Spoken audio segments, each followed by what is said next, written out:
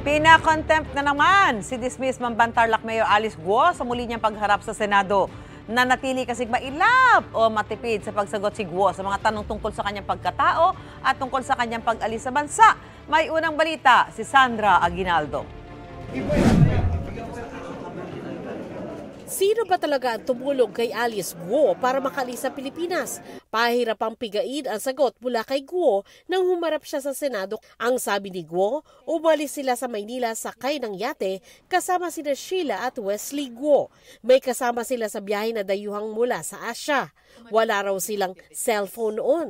Lumipat sila sa barko na nasa 4 na araw naglayag at lumipat sa mas maliit na bangka patungong Malaysia. Libre raw ang biyahe at giit ni Guo, wala siyang sinuhulan para makalabas ng bansa. Pero nang tanungin ng mga senador kung kanino nagmula ang yate, sino nag-facilitate na magamit nyo yung yate? Madam Chair, gustong-gusto ko pong sabihin pero hindi ko po masabi po sa public po. Natatakot po talaga ako. Miss Alice, nauubos na yung pasensya namin dito. Sana po maintindihan nyo rin po ako na natatakot po ako talaga. Gustong-gusto ko po talaga i-discuss. Gusto mo pala sabihin mo sa amin. Nakakapikong ka na, ha? Nakakagigil ka na. Ang pangalang isinulat ni Alice Guo sa papel, di ipinakita sa media pero sabi ng mga senador, itong taong sinulat mo, holder ng 5 passport to. Why did he or she felicitate your escape? Baka nagigilty na rin po siya. Sana nangyayari po ngayon sa akin. Ito bang pangalan na sinulat mo sa papel? Ito ba nagtangka sa buhay mo to? Ito ba yung nagtatangka sa buhay mo? Yeah, nung huli po, hindi po siya exactly, pero meron din po ako nabalitaan. Ano yung mga narinig mo? Sen, I refuse to answer po for my safety po. Tumakas ka ba o itinakas ka? Sen, siya po nag-initiate po, pero along the So way itinakas ka niya? Along the way po, hindi po kami magkasama. Hindi ba ito ang mastermind mo? Itong mastermind ng lahat na ito? Amo mo ito? Itong tao na ito? Sen, wala po akong amo. Okay. So ikaw ang big boss ng lahat ng Pogo sa Bamban? Hindi rin po ako big boss ng Bamban.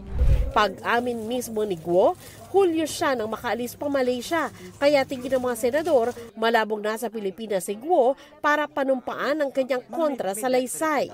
Sa reklamong qualified human trafficking, sa harap ng notary public na si Attorney Elmer Galicia. Tinatanong lang kita, Miss Alice. Kilala mo ba si Attorney Galicia? Sen, kausapin ko lang po saglit yung counsel po. My God. Allow me, Your Honor, to claim the confidentiality of the executive session. Ang executive session po, gaya ng sinabi na kanina, ay may kinalaman sa national security and public safety. Yung usapin ba na kung kilala kayo o hindi ni Mayor Alice, wala pong kinalaman doon sa pagkaalam ko. Nasa pagdinig din si Sheila Guo na unang inakalang kapatid ni Alice. Bagamat hindi raw sila tunay na magkapatid, itinuturing daw na ama ni Sheila ang ama ni Alice. Git din ni Guo na kaibigan lang niya si Sual Pangasinan Mayor Liseldo Calugay na ipinasapina ng Senado matapos muling hindi makadalo sa Senate hearing. Nagtunga GMA Integrated News sa munisipyo ng Sual para makuha ang kanyang panig pero hindi raw siya pumapasok dahil sa dengue. Magkaibigan po kami. Sen, hindi ko po siya boyfriend. Naungkat din ang matagal nang tinatanong kay Guo tungkol sa kanyang pagkakakilanlan. Ang pagkakapareho ng fingerprints niya sa isang Guo Huaping batay sa investigasyon ng NBI. For your own sake at para sa kabatiran ng aming komite, just one last time on this very simple, fundamental question. Ikaw ba si Guo Huaping? Madam Chair, hindi ko po kino-confirm at may kaso na po sa akin sinampa. Sasagutin ko po sa korte po. The Senate has a right to know. Sino bang kausap namin? Yung talagang totoong taong akala namin or ibang tao? Madam Chair, ako po si Alice Guo. Napatunayan na po namin na hindi kayo si Alice Guo. Kayo ay totoong si Guo Huaping.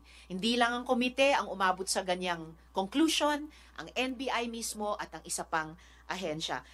Marami pang tanong ang hindi sinagot ni Guo. Ang tanong ko po ay, meron kang monitor sa harap mo, kita mo yung page ng passport.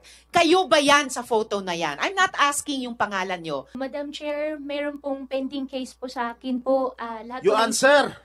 Paulit-ulit na in-invoke ang kanyang right against self-incrimination at iginiit na may banta sa kanyang buhay kaya di niya masagot ang mga tanong. Madam Chair, that answer is unacceptable. Pagkatapos mo kaming bastusin, pinobola rito. gaganyanin mo kami ngayon, sasagutin mo kaming ganyan, pagkatapos mo kaming bastusin, pagkatapos mo kaming takasan, sasabihin mo may death threat ka, tapos di mo masabi kung saan galing yung death threat mo. Miss Alice, pinaalalahanan kita, you never raised security concerns to the committee before. Nito na lamang na aresto ka na at ibinalat dito. Pagkatapos po ng session, pagkatapos po ng hearing, ano pong mangyayari po sa akin? Doon po Let's ako take... Kaya sa ikalawang pagkakataon, cited in contempt ang dating alkalde. I move to cite Guo Huaping, also known as Alice Guo, in contempt of the Senate. You will remain in the custody of the Senate until the conclusion of this committee's inquiry or until you finally recognize the authority of this body and grant even a semblance of respect for the laws of this country. The committee will coordinate with any court. Ito ang unang balita. Sandra Aguinaldo para sa GMA Integrated News. Mga kapuso, para una ka sa mga balita, mag-subscribe sa GMA Integrated News sa YouTube.